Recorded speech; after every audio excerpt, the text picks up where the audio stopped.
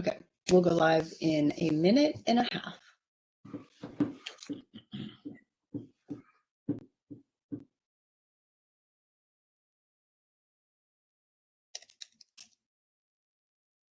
Kelly, where's your background music? Play Smooth Like Butter from BTS.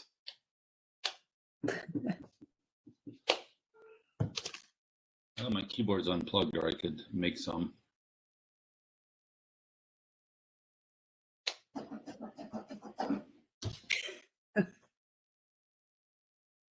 We need to have some official Global Data Vault music. Dun, dun, dun. It's a good one. Okay. All right, I'm going to go ahead and go live and just say hi to some of our attendees. So here we go.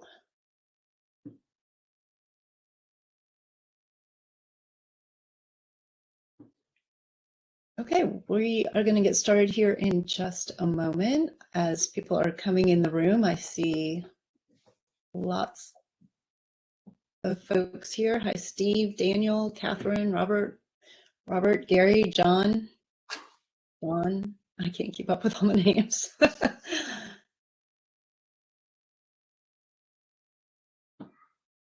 Okay, let me just go ahead and let that populate there. Okay, great. All right, so let's kick it off. Welcome and hold on, there we go. Welcome and thanks for joining us for Global Data Vault's January webinar. I'm Trista Perot, Marketing Director for Global Data Vault. Go ahead and move my slide for you. And I'm kicking off this next episode in our series that takes us back to the basics with a topic that's actually anything but basic, ransomware and how to avoid it. Before we jump into the complexities of that, though, we do want to share some very exciting news along the lines of the whole New Year, New You theme. If our logo looks a little different to you today, that's because we were recently acquired by DataPrize. There we go. DataPrize, if you're unfamiliar, delivers best-in-class managed cybersecurity, disaster recovery as a service, managed infrastructure, and managed end-user services, all of which transform business, enhance user experience, and eliminate today's risks. DataPrize believes that technology should enable clients to be the absolute best at what they do, and this commitment to client success is why DataPrize is recognized as the premier strategic managed service and security partner to CIOs and IT leaders across the United States. We at Global Data Vault believe it to be a perfect fit and are thrilled to be part of the more than 300 amazing and talented people in the DataPrize family that support well over 1,000 customers. And us, as I see some of them joining us on the webinar today. So welcome, DataPrize, and welcome to all of our other attendees as well. So if you're interested about DataPrize, you can certainly learn more about them at dataprize.com. So enough about us. Let's talk about you and how you can avoid ransomware. So today we're sharing our recent client experiences with ransomware, how these companies knew they were attacked, what the common attack strategies were, and how we were able to help them. Based on these experiences, we'll share the steps that you can take to avoid becoming a victim of ransomware. And if you are a victim of ransomware, the steps you should take immediately following an attack. Also, we'll provide a DR plan template and a ransomware checklist to everyone who's participating in the webinar today. It's an immensely important topic, so if you need to step out or need to rewind to see it again, we will make it available for replay on our YouTube channel. So with that, let me get out of the way and introduce our team. Invisible but moderating the session and available to answer questions in chat, we have both Brian Brignac and Leslie Ferris from our sales department. And as for our speakers today, we have Kelly Colwell, our service delivery manager, and Stephen New, our operations director. So Kelly, let's get rolling. Cool. Thanks, Trista. As everybody knows, ransomware is serious. It's more prevalent today than ever. As we can see here, the number of ransomware attacks nearly doubled in the first half of 2021. And they say that attacks happen about every 11 seconds. And whether you know it or not, your firewalls and your perimeters, your businesses are constantly being bombarded.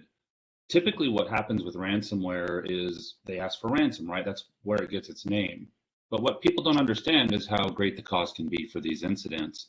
Anywhere from 5 to 200,000 in 2020, and then in 2021, we've seen, $40 million is the largest ransom. And those are astronomical numbers, right? Obviously, it's going to depend on a little bit about the size of your organization and what the hackers think they can extract and gain from you.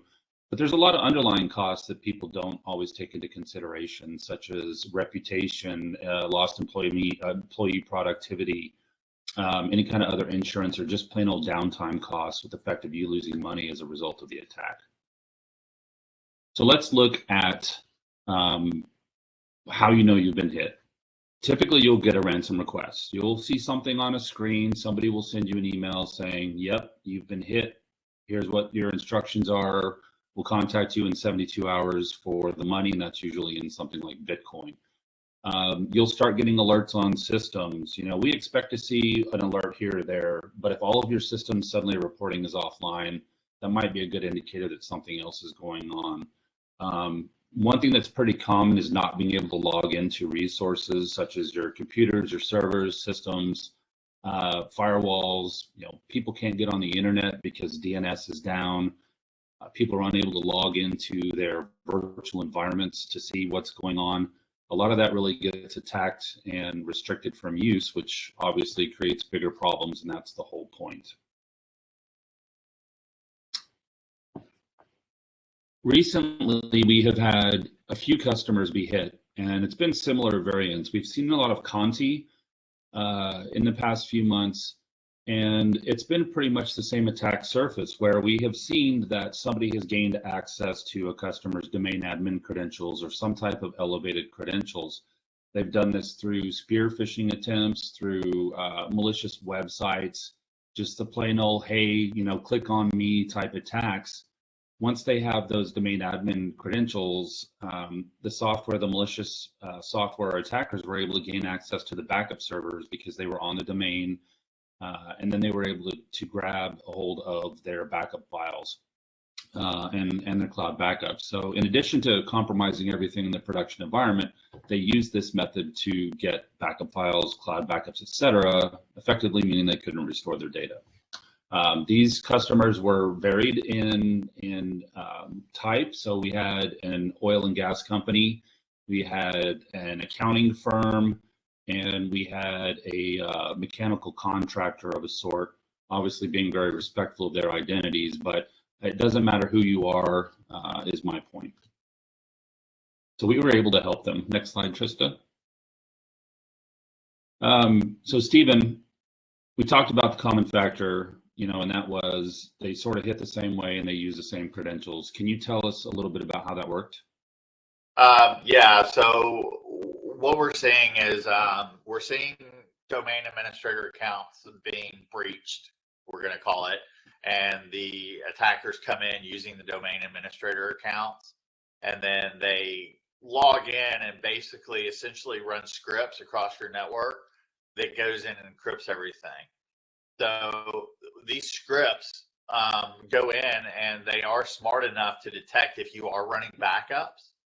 And they are able to, basically the issue that we're running across is if the threat cannot encrypt the data or cannot read it, it will delete the file. That's by default. So what we're saying is it goes in and tries to read files, it can't encrypt it, and then deletes your data. So what we're seeing on the Veeam side is the actual backup data, since they can't encrypt it, is being deleted from the repositories. Yeah, that's pretty dangerous stuff, because obviously if they could recover their data, they wouldn't need to pay the ransom. So they're eliminating that. As far as preventative measures go, there are a few things that we can do with that. And Stephen, let's walk through these. So you talked about domain admin credentials. What are some things that we can do to prevent that? Well, first of all, you want to limit the use of your domain admin privileges. Make sure that you do an audit of your accounts to make sure that that you know what accounts have domain admin rights. Domain admin is the keys to the kingdom. So if they have access, if they have keys to the kingdom, they're going to be able to do anything on your network. Another big thing is you always want to maintain security accounts. You also want to use service accounts. That's another big thing. You want to, an example is if you're going to, when you implement Veeam, I would suggest that you use a service account for Veeam, and that is the only thing that service account is used for, just for Veeam. Another thing is you want to have an antivirus program that does block any scripts. So what we're seeing is we are seeing that these are running as PowerShell via API, and they're actually going in and running through your system. So if you have an algorithm-based antivirus program that is script blocking, we're not necessarily going to say that will stop every attack, but that'll be a good step in the right direction. You also want to make sure that your Veeam server is not on the domain. These programs go through and they can scan Active Directory, and they can basically scan your Active Directory DNS to find any systems to reach out and see if they're accessible via CIF share and encrypt that data. So you want to make sure your Veeam server is not on the domain. Another thing that I've thought of while we're looking at this is you also don't want to name your Veeam server or your backup server. That is pretty obvious that if I'm a hacker trying to get into your infrastructure, the first thing I'm going to look for is anything with the word backup in it. And that's the first thing I'm going to kill. You also want to lock down PowerShell scripts via the script blocking on your antivirus programs. You also want to make sure that your endpoints are protected as well. Even those conference room PCs that you don't think that you don't really need to protect, you need to make sure endpoints are protected. User computers are protected. You want to make sure those conference room PCs, any kiosks, anything that can communicate in your network has a algorithm-based script blocking antivirus solution on it. And then we've already discussed the service accounts, and only use those for a specific purpose. As we mentioned, you want to make sure that your service account is only used for Veeam and the Veeam components inside your infrastructure. Yeah, those are good points. A couple of other things that we can do. We always talk about MFA or multi-factor authentication, two-factor authentication. That's a pretty good way, even if your accounts are compromised, to provide another layer of access to say, okay, you have the password, but now give me another form of authentication, and that will prevent that unwanted access.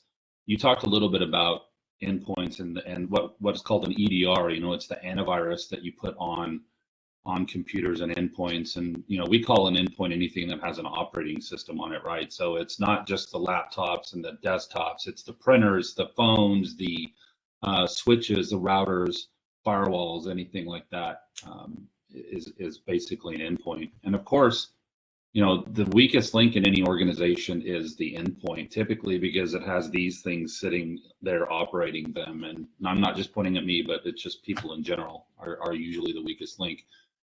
Now we do things a little bit different, and we offer added protection here at Global Data Vault through a feature called Enhanced Data Protection. Stephen, can you tell us what that means and what it means for ransomware attacks that delete backups? So the Enhanced Data Protection is actually a solution that we offer to give our customers that extra layer of security, and it basically stores the data where you cannot get to it outside of your repository. If you cannot access it, it cannot be deleted. So that is actually why we store it to where you don't have access to it, or you cannot see it in the Veeam console. So our last 4 attacks that we've had, the only thing that has saved these customers was the Global Data Vault enhanced data protection solution. We were able to fast clone the data back into the customer's repository to give them the ability to restore the data from the cloud, and then also bring the customer up in an emergency situation and basically get them in a functioning state so that they can make payroll the next day, so that they could do their accounting, so that they could essentially run their business from the cloud while they are trying to mitigate the threat in their infrastructure. Yeah, and that's some pretty scary stuff. So to describe exactly what happened, the customer logs in, they say, I'm going to go check my backups. They look at the repository, their on-premises backup server, files are gone. They go to their cloud repository, files are gone. Can you imagine what that must feel like? Now they call us, and Steven says, sure, we've got your data right here. I'll have it back in there, within a little bit of time. It's pretty valuable stuff. Can you talk us through patch management? And we have a 24/7 SOC. Maybe not everybody does, but how that can benefit customers. Yeah, so patch management is very critical to your protection because there are patches literally released every single week. We call it Patch Tuesday by Microsoft that addresses critical vulnerabilities in the software. Not only Microsoft, there's different software solutions that you may have in your infrastructure. Those are also, they also release critical patches as well. So you need to make sure that you do have a good patch management solution in place and that your servers and or endpoints are being patched on a weekly basis. You also want to make sure that you do have some sort of security in place. If you don't have access to a 24-hour SOC, you may have the ability to monitor your systems during the various monitoring programs that they have out there these days. But we would suggest that you have something that can watch your systems 24 hours, be it a SOC, a network operations center, and or one of the monitoring softwares out there. That's pretty important. What we've seen recently is, the users are calling us first thing in the morning, 6 a.m., something like that, saying, I think that we're getting hit by ransomware. And we've seen it usually happen between like 2 in the morning and 5, 6 o'clock in the morning. So the attackers are timing this to when they probably rightly feel that there's not many people watching or that there's more time of success, right? So it's good to have that alerting system out there. When we talk about housekeeping, this isn't something that everybody likes. A lot of times we see policies and procedures, what we might call housekeeping, start off strong, and then over time you get complacent. And sort of like you do with your house, you first move into a house, keep it really clean for a while, and then over time you might not do the windows as often as you used to. And the same thing goes with your infrastructure and reviewing security items on here. One of the things that we like to ask people is to keep us in the loop about any kind of business continuity plan changes. Obviously, as a provider, it's important for us to understand, what your requirements are, what changes you've made for BCDR, so that we can help you with that and we can recover you in the method that makes the most sense for your business. And that would include a quarterly review of your disaster recovery plan. And I'm talking about internally. Global Data Vault doesn't necessarily need to be involved in that unless there's significant changes or questions that you might have. But we do have a series and webinar on how to create DR plan and whatnot, if you want to go check that out.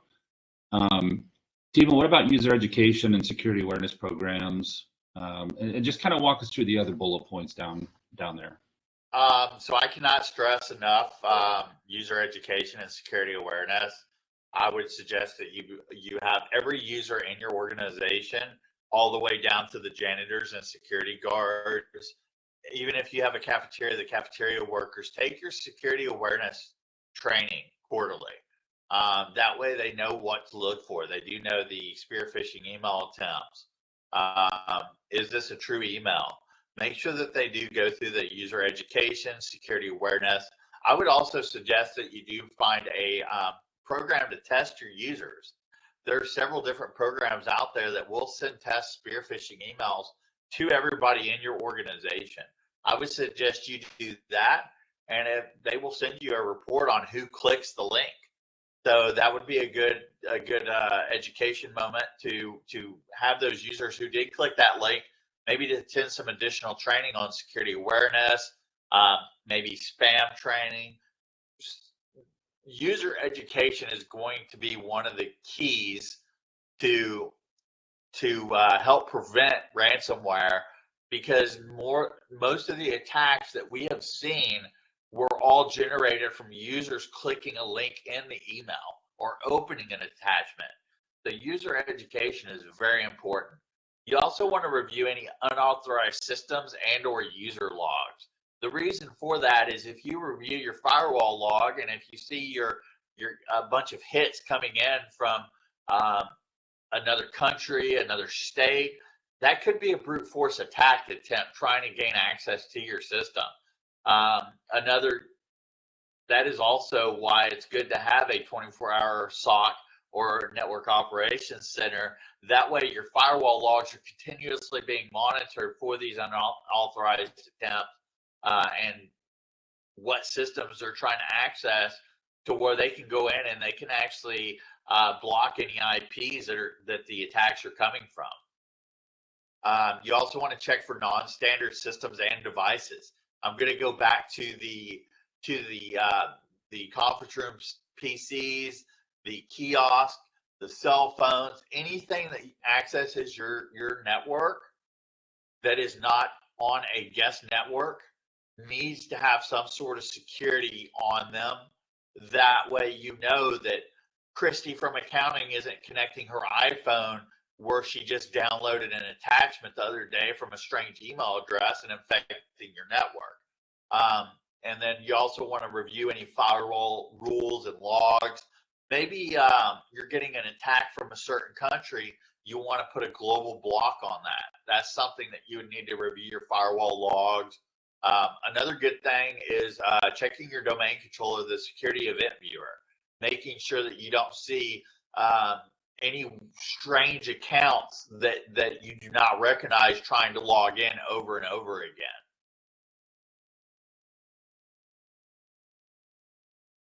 Yeah, one of the things I wanted to mention about preventative and good housekeeping is sometimes we fail to think about the easiest things, right? And this is where good security practices come into play. This is just a USB drive. But one thing that attackers have done in the past, and people still don't even think much about, is if I drop one of these outside your company's door around lunch break and it's got bad stuff on it, all I have to do is drop it outside the door and wait for somebody to pick it up. I guarantee you that 90% of the people that pick one of these things up, the first thing they're going to do is stick it in their computer to see what's on it, right?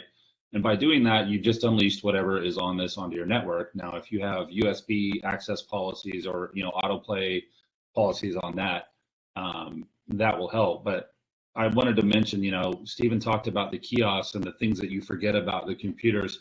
Don't forget about simple physical access devices as well. So what to do if you do get ransomware? We have to determine the scope of the attack and do what we can to reduce that. That's number one. That's where the EDR, the antivirus comes into play, shutting things down. The ability to automatically respond to that is important. Now, Stephen, this would be hard for it to do if it was just one person, right? Like if you and I were here and I'm like, okay, Stephen, you go call everybody, and I'm going to sit here and panic. It'd be difficult, right? So what do you recommend? So what I would recommend is I would delegate each of these tasks to an individual, and all these need to occur at the same time. You need to have one person determining the scope of attack. My suggestion would be to unplug your switches and your firewalls so that they can't communicate internally until you do determine that scope of attack. If the next thing you're going to need to do is you're going to need to get with your CIO or your CISO to determine if you do have cyber insurance company, you're going to need to contact them immediately. Insurance companies are all the same, whether it be a car, whether it be cyber, whether it be home. They're going to want to know the scope of the damage, and they're not going to want you to repair anything until you determine the scope of the damage so that you can go ahead and get that claim started. You need to delegate somebody to contact your cyber insurance company. You obviously need to contact the authorities since it is a cyber threat. You do need to contact the FBI, local law enforcement, tell them that you have had a data breach. And you also need to contact your cybersecurity provider to let them know, hey, I just got hit by something, please watch. They will also help you determine the entry point of the attack. Where did the attack come from? What system did it come from? I would suggest that you isolate that system once you determine it off your network completely. Unplug it, turn it off. Don't even let it have access. The next thing is you want to contact your backup provider immediately. The reason for that is while you're contacting the other people, the other authorities, and determining the scope of the attack, the backup provider needs to disable your account so that we can reduce the scope of damage on our side. Some people think that well, we can contact our backup provider after we do these other tasks, but all these need to pretty much go concurrent. And we need to know immediately so that we can go ahead and, first of all, disable access from your system. And then we need to go ahead and start working on a plan to get your systems online while your insurance company comes in and determines the scope of attack. Most of the time, they're going to request that you not touch anything in your infrastructure, including restoring your machines. So they normally request that you save a copy so that they can go ahead and complete their investigation. So that is why you need to contact your backup provider so we can work on getting the systems online to provide you access until we get a plan in place to go ahead and fill you back in your system once your infrastructure has been released. Yeah, and part of all of that is the detection and analysis of the situation. And it's really difficult at the time of the attack or when you discover, excuse me, what's going on. It's really hard to figure out exactly what the cause is. Your SOC might be able to say it came from X device, but it may take a while to figure out what's going on. So, you're going to want to figure out what was affected, who or what originated the event, how it's occurring. Not only after the fact, but to also reduce the impact that it could have to other systems. Maybe it's somewhat contained for now. Maybe it only hit one of your offices and you have multiple offices. We need to determine who, what, where, when, and why, basically, so that we can eliminate, or that you can eliminate, further spread, as well as get information that the authorities might need, that the insurance company might need, and what you might need just to make your environment safer in the future. So, Stephen, we talk to the customers, like waiting on them to do things, and they're, trying to get all of this stuff done. And we've been a part of these conversations. So what do you see, when it comes to documenting the steps? What are the things that you remember? Well, you just need to make sure that you document everything from the time the incident occurred all the way through the resolution. This is also a good step for any insurance claims that you need to file. Document how much downtime you've had, and document exactly what happened from the time this incident occurred, who was involved, what employees were involved, who was handling what task, all the way to the final resolution, because most of these insurance policies do cover downtime, and you could possibly be compensated for that, but you would need to check your individual policy. You also want to make sure that you document what system is affected. I would assume everything is affected. Do not let anything go unscanned or untested. I would assume everything is affected.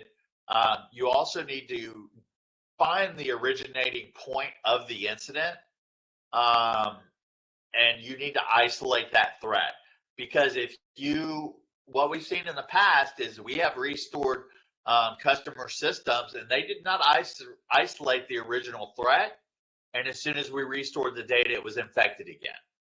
So you need to isolate where the threat is coming into, find out how the incident is occurring, and you need to neutralize that before you start restoring. You also need to prioritize the handling of the incident. When you go down and you're affected by ransomware, this should be treated as a 7-1 incident by your IT team. This is a priority. Your first goal is get your business up and functioning again. That should be the priority of getting your business into operation, back into operation, so that you can process your payroll, so you can do your accounting, so you can bill your customers.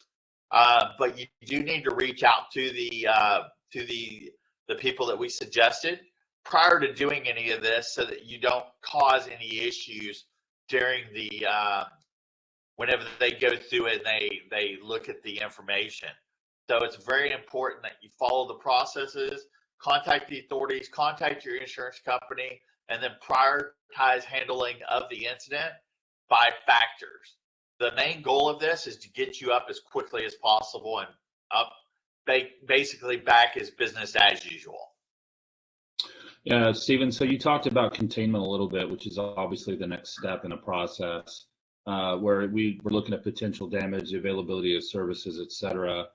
But there are other things in containment with the media, containment with your investors, containment with your employee resources, making sure that there's plans on what employees should not do, should not say, et cetera, while you continue to collect the evidence.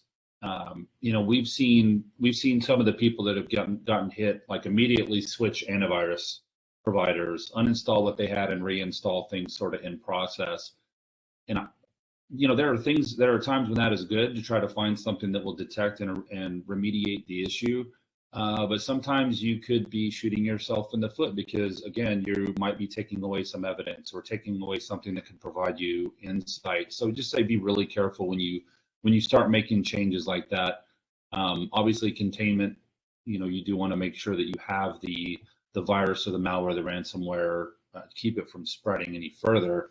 But just be aware that you could be introducing other issues into the environment. So let's talk about eradication. It's a big word for basically mean getting rid of it, right?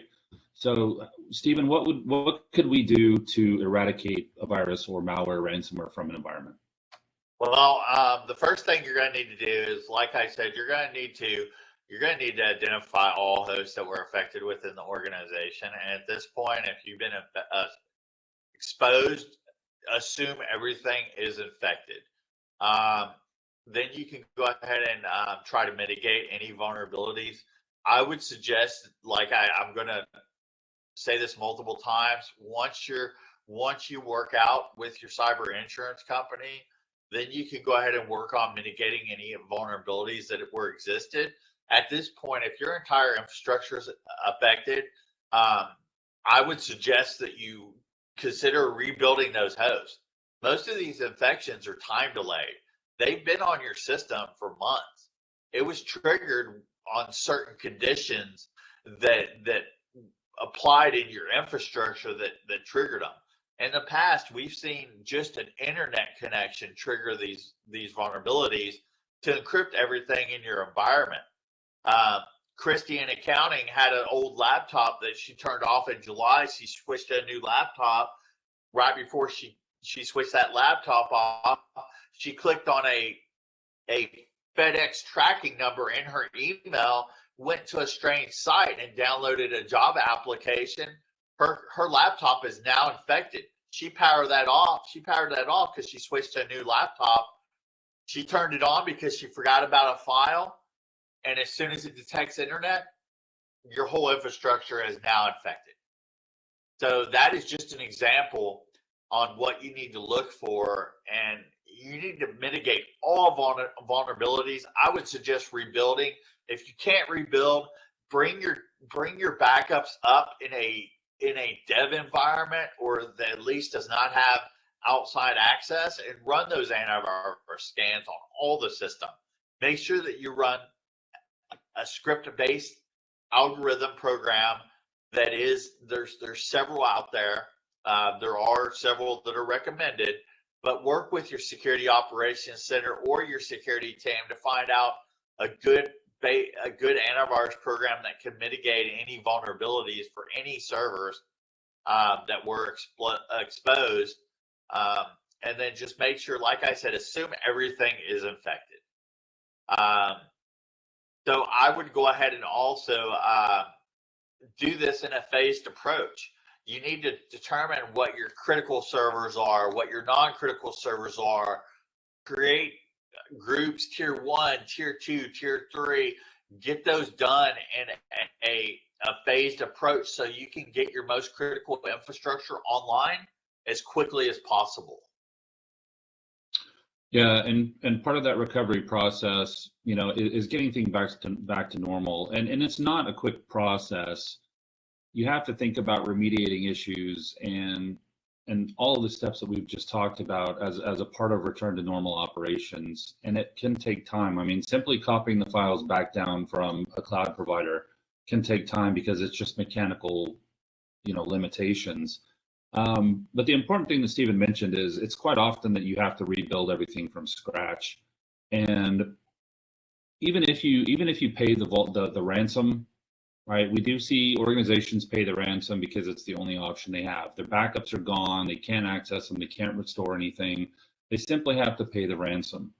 And the ransomware people are nice enough to say, "Have a good day, here's your key. Thanks for shopping with us," or whatever. But if you don't rebuild that system, there's a chance that they're going to come back. And we like to refer to this as the ATM. You become an ATM for those hackers because when their funds run low, they'll simply go back down their list of people who they've hit who paid the ransom and hit you again. And at that point, if you haven't remediated, if you haven't gone to a cloud-based solution with enhanced data protection like us, you may not be able to recover again, and you'll just end up paying the ransom again. So you always want to make sure that you're remediating issues and recovering appropriately, as well as implementing any type of additional monitoring recovery tools that are necessary. Anything else to add to that, Stephen?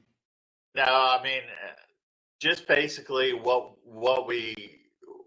you need to do is you need to make sure that you have user training.